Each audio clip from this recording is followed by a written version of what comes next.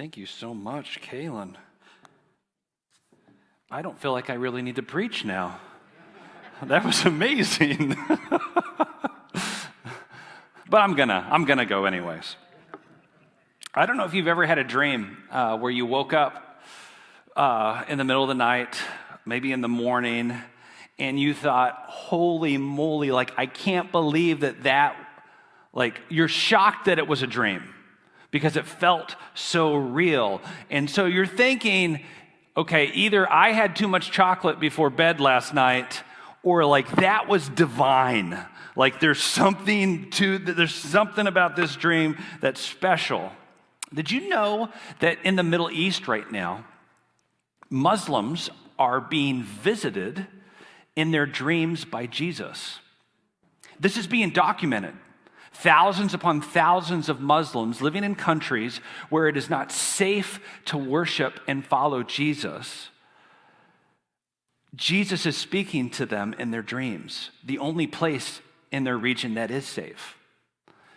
And so these Muslims are starting to open their lives to Jesus, and they're staying in the mosque. It's a part of their culture. You don't stop going to, but they're worshiping Jesus there. It's amazing. In the Middle East, in the places of scriptures in that whole region, dreams have always been like really important. They took dreams very seriously. They even believed that the pagan gods would speak to them in their dreams. And so we get into week 3 of our series in Daniel. And in Daniel chapter 2, King Nebuchadnezzar, the king of Babylon, has a dream. And he believes that it's such an important dream, it's such a crazy dream, it's a scary nightmare kind of dream that the pagan gods must be trying to speak to him. And so he, terrified, we come upon the passage in chapter 2, verse 1. I want you to read along quietly as I read aloud. And this is a warning. Buckle up, people. We are going to be reading the scriptures today. Are we okay with that? Okay. All right. Here we go. Daniel 2:1. In the second year of his reign, Nebuchadnezzar had dreams. His mind was troubled and he could not sleep. So the king summoned the magicians, enchanters, sorcerers, and astrologers to tell him what he had dreamed. When they came in and stood before the king, he said to them, I have had a dream that troubles me. I want to know what it means. Again, in the ancient Near East, while it seems weird to us, interpreting dreams was like a common practice. So kings would put people in their royal court who would reveal what the gods were trying to say, interpret what the gods were trying to say. And so these court officials, who are they're like political consultants, but they're also like spiritual gurus, or around the king, and he calls them in. All right, you got to help me here. Verse 4. Then the astrologers answered the king, May the king live forever. Tell your servants the dream, and we will interpret it.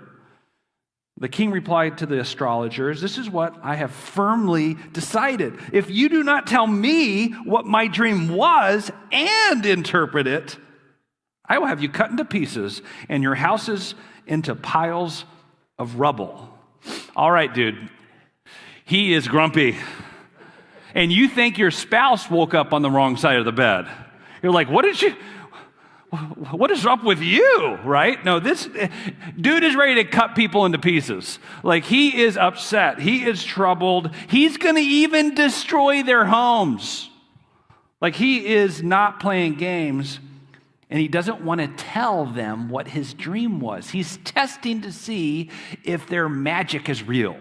If they can tell him what his dream was and interpret it, then they really have powers. All right? Verse 6. Let's keep reading. I told you, buckle up. But if you tell me the dream and explain it, you will receive from me gifts and rewards and great honor.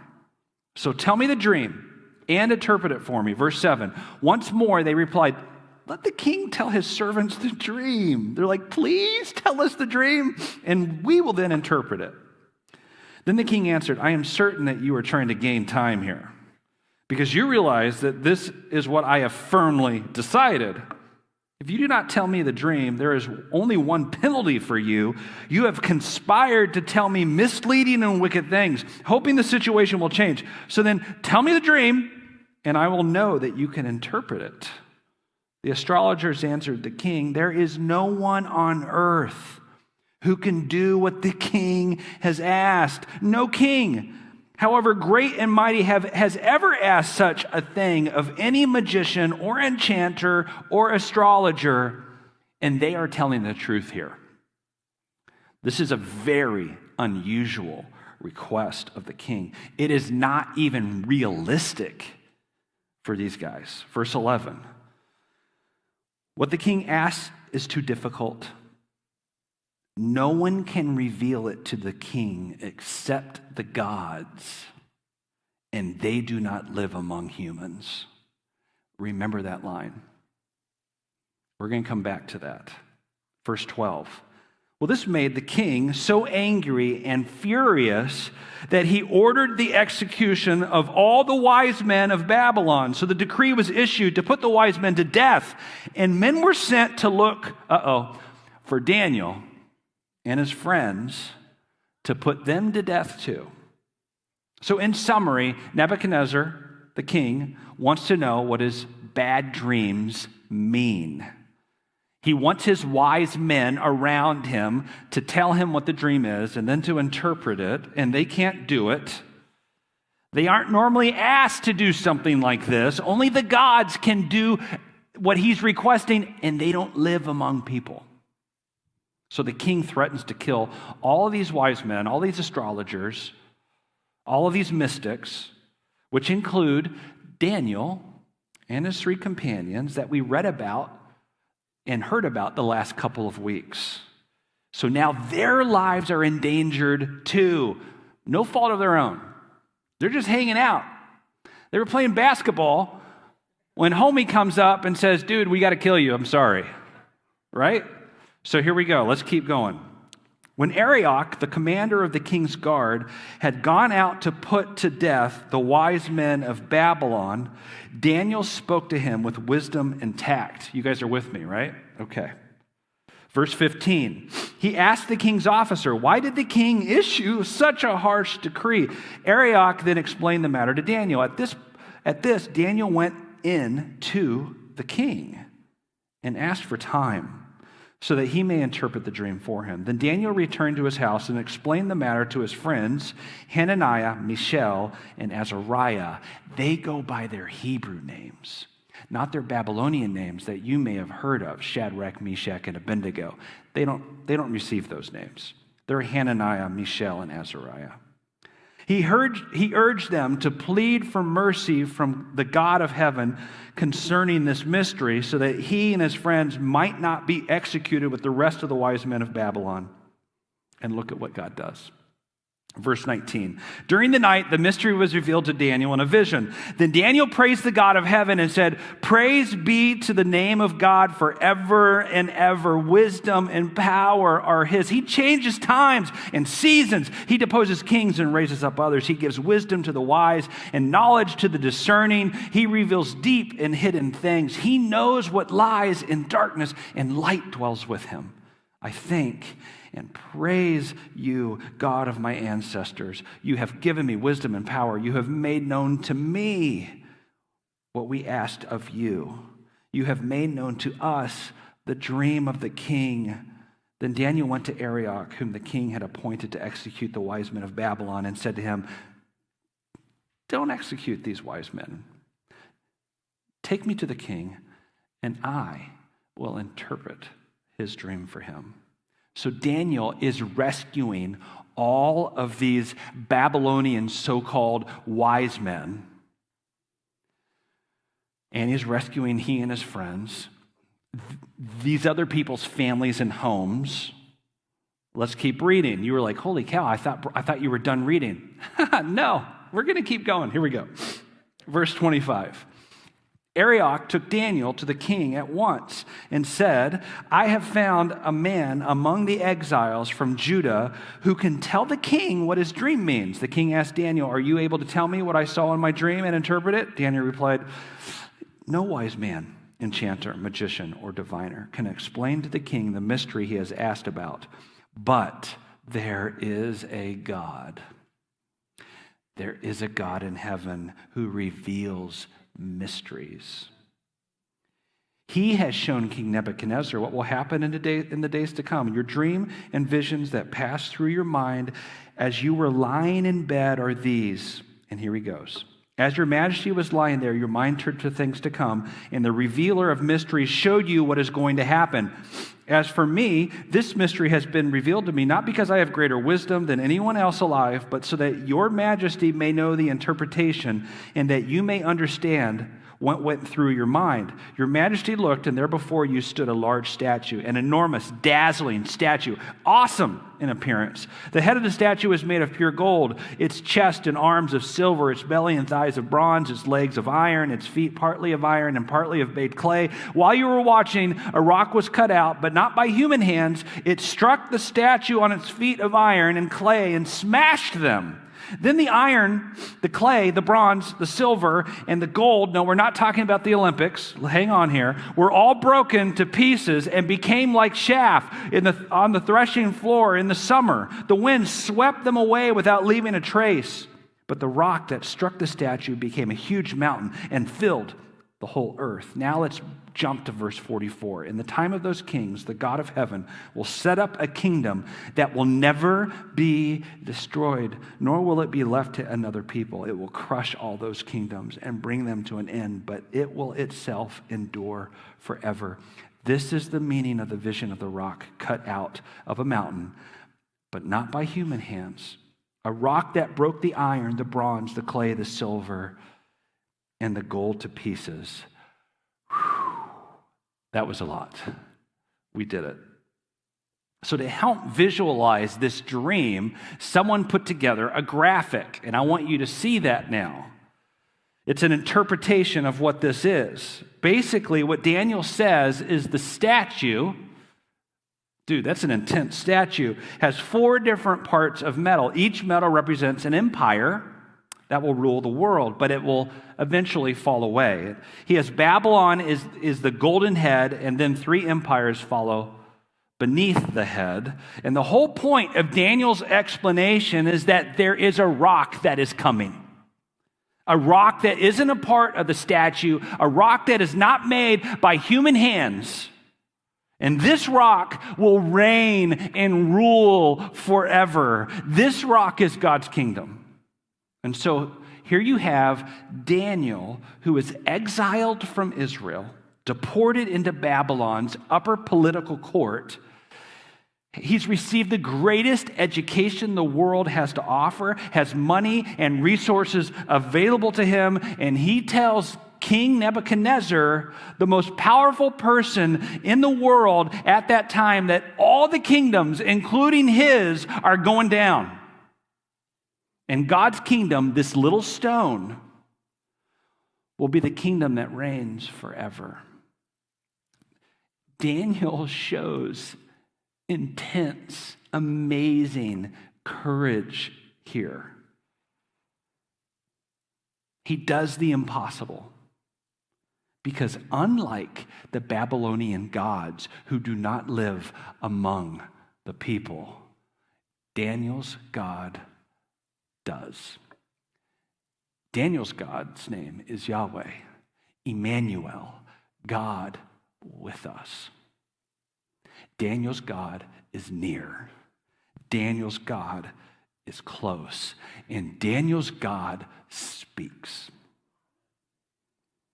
Now, what in the world does this bizarre dream have to do with us in 2021? I think everything. Let me just give you one angle on it. Let me ask you this. Did 2020 and now into 2021 feel something like a nightmare? Like, oh my goodness. It felt like the world was crashing down around us, just like the statue in Nebuchadnezzar's dream. Here we are with the world's best educators, the most sophisticated technology, the highest form of scientific understanding, the largest number of resources that the world has ever known, and a global pandemic shattered our world, and we're still kind of limping along. It's been a nightmare. Oh, and then throw in civil unrest and an ugly election, and you kind of go, oh my gosh, what is going on? And like Nebuchadnezzar, some of us have felt stress, worry, fear, anxiety, left wondering, like, what in the world could happen next? I mean, I could just see aliens now invading, right? Like, what else could go wrong? And just like the Babylonian court officials, it seems like no one can solve the mess that we're in. People are frustrated, stressed, exhausted, we're tired. Threats have been issued, tempers are hot, many are disoriented, and just like Nebuchadnezzar, we can't even turn to our public and our political officials to solve this. We are in exile. That's the whole theme of this series and this book of Daniel. Now, not physically, but culturally and theologically, we as followers of Jesus belong to a completely different kingdom, a kingdom that Daniel says will rule and reign forever. Scholar Wendy Witter writes this in her Daniel commentary. Look at this. We are a people who think we can do anything. Since at least the Tower of Babel, we have believed in our collective ability to achieve whatever we put our minds to. We have put a man on the moon, a spacecraft on the edge of interstellar space. We have eradicated smallpox.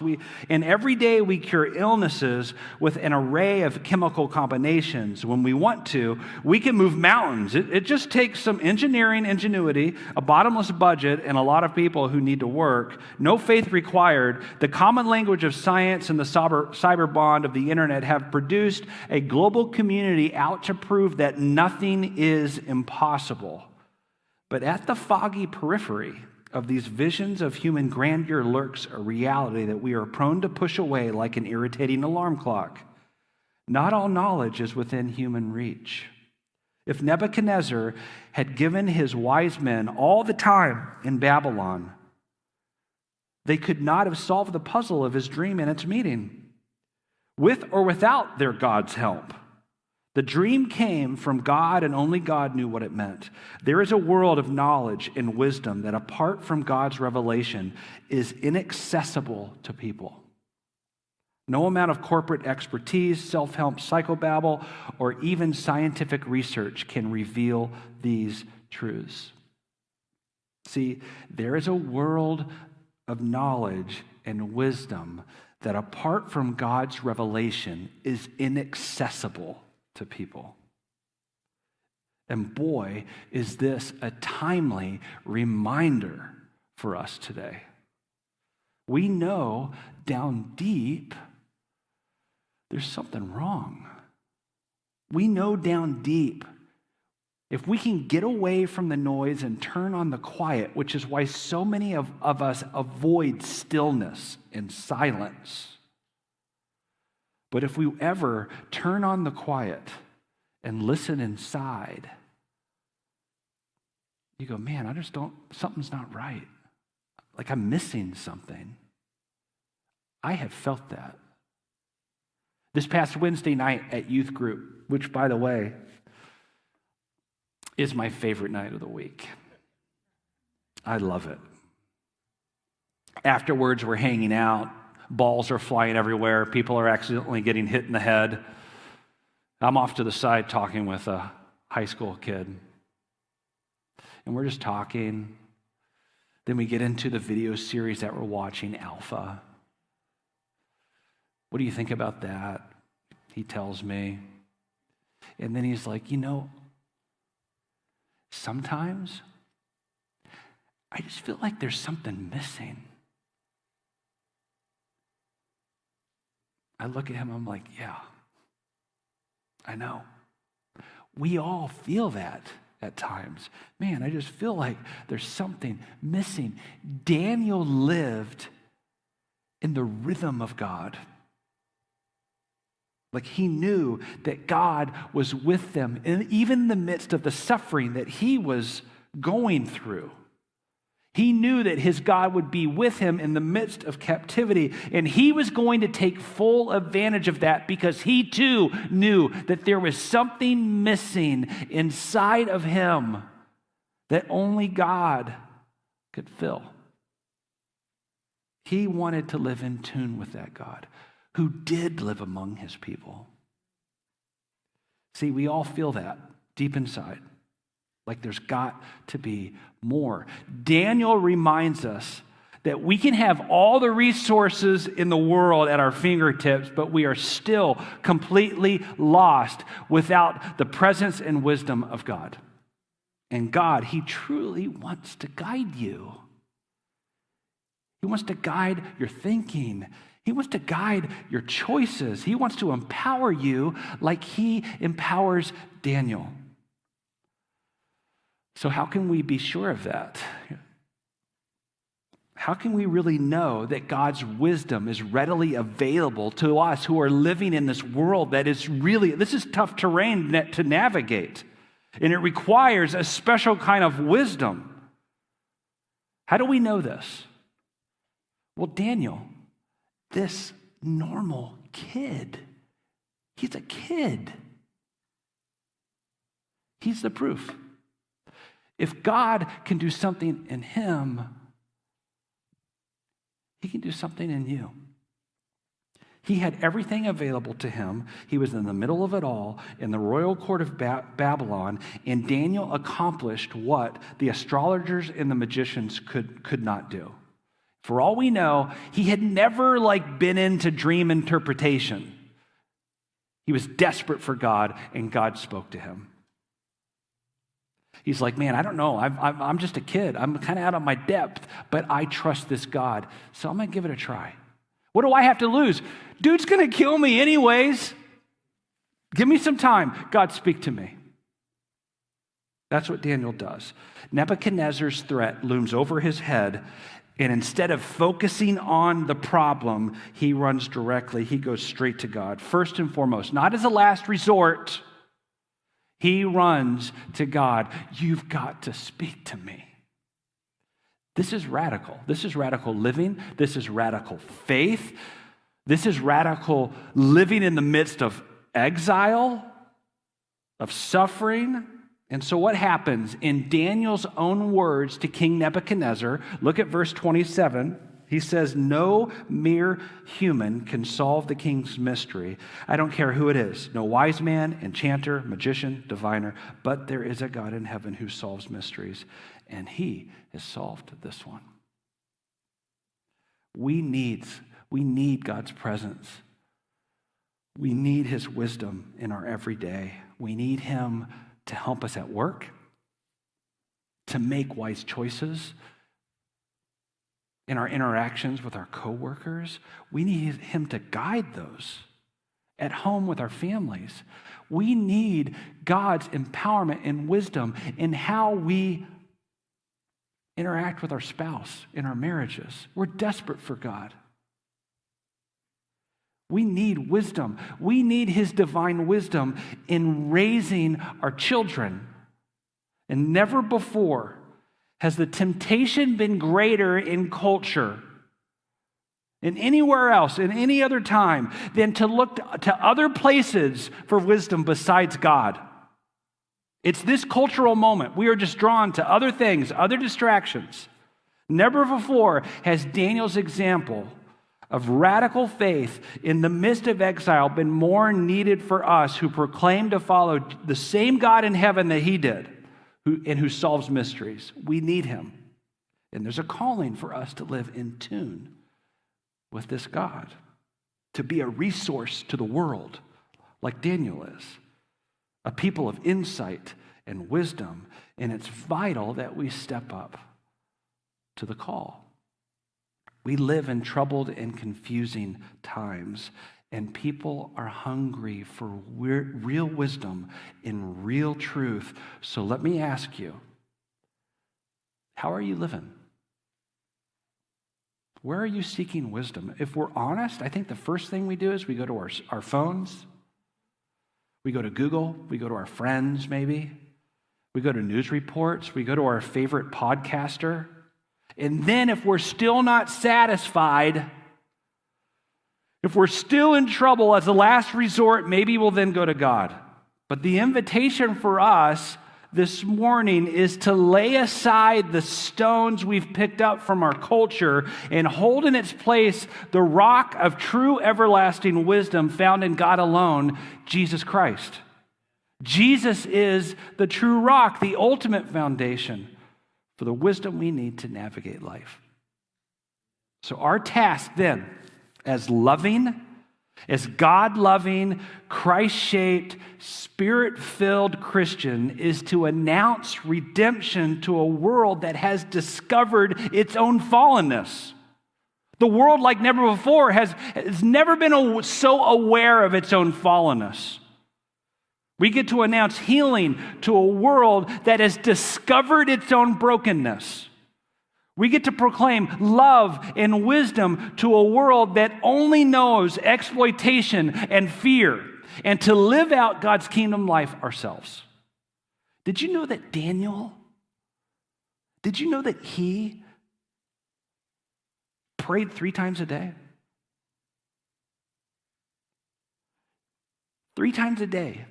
In the midst of whatever he was doing, in the midst of whatever was going on, 3 times a day he prayed. And not just desperate prayers. I set my phone. I was inspired by Daniel a few years ago, and so my phone, I bet now for 10 years, 3 times a day, on my calendar reminds me to pray. I just set it there. And so 3 times a day, I'm drawn, I'm reminded to live with the awareness of the withness of God. God is with me. And so I live in that reality, and I turn to him like Daniel. Daniel lived a life in tune with God. And the crazy thing is that you can too. You can live life aware of his presence. You can live life aware of his guiding and leading you. And this God is actually desperate to do that in your life. It's crazy, the God we serve. He loves you. He is passionate about you. He's desperately longing to guide you. Might as well give it a shot. Set that alarm. Pray. Start developing habits that will help you be salt and light in a culture that's desperate for you to be.